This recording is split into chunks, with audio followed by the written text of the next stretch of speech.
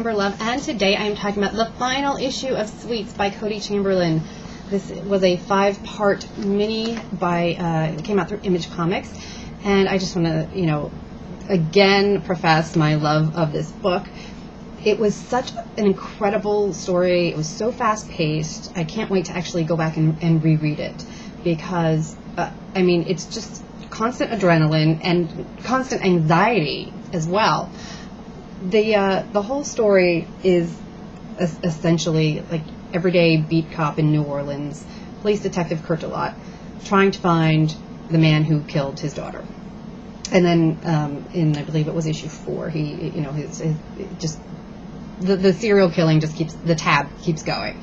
So there's the determination of Delot as a character, which is extremely compelling. He's just, it seems like he has nothing else. He has, no family left. He knows who the guy is. He's trying to catch him. And all the while, there's, of course, constant corruption. It's New Orleans. He can't trust anybody. He knows once the identity of the killer is revealed, he tries to find that person's psychiatrist and get information from there. And he doesn't think he can trust that person. So it's all of the elements that are very, very typical. And I don't mean typical in a bad way. I just mean it fits the formula. If you like crime dramas, then this book is perfect for you. It just, every element falls neatly into place. And I think, of course, with Chamberlain's very unique style graphically, which I love. I was just completely mesmerized by it. You've got different art visuals every time he needs to change it, because you've got your modern timeline, you've got a flashback, and then you've got this one particular black and white version of the modern timeline when the shit is hitting the fan.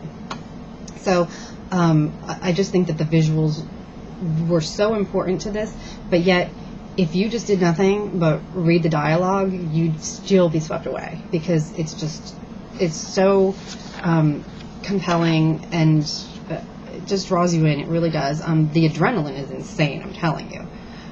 But the character development, again, like I said, Delot is an everyday guy, very determined.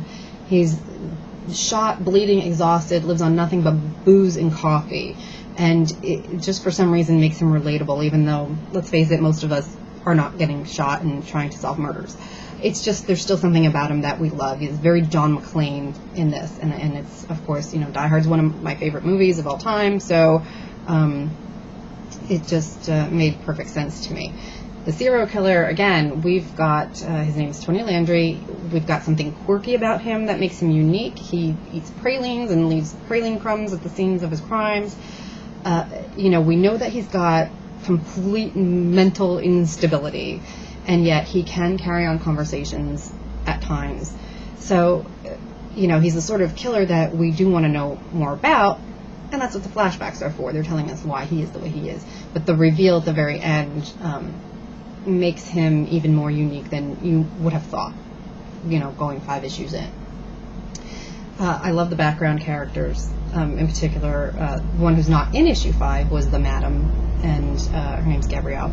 So, of course, again, we got through the corruption and other crime and organized crime, of course, and manipulations of government officials. And then, let's see, the hurricane. Now, this is all while Hurricane Katrina is looming down upon New Orleans. And some people just don't want to leave their homes.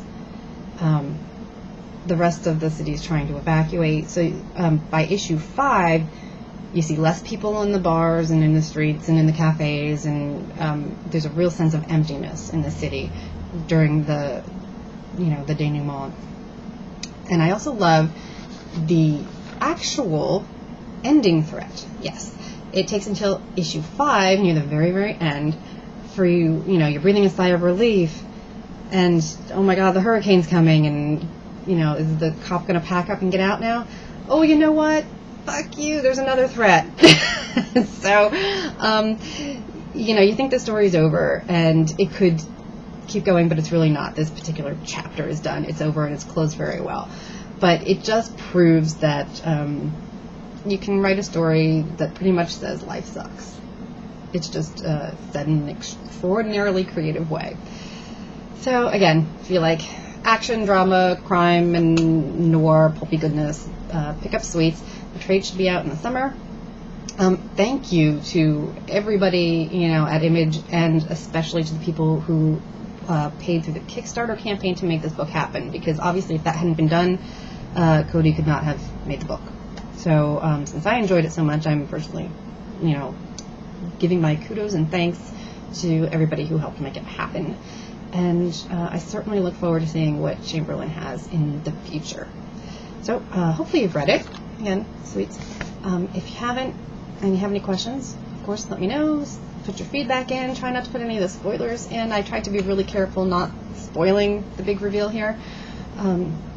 So do what you can without spoiling, and subscribe before you log out.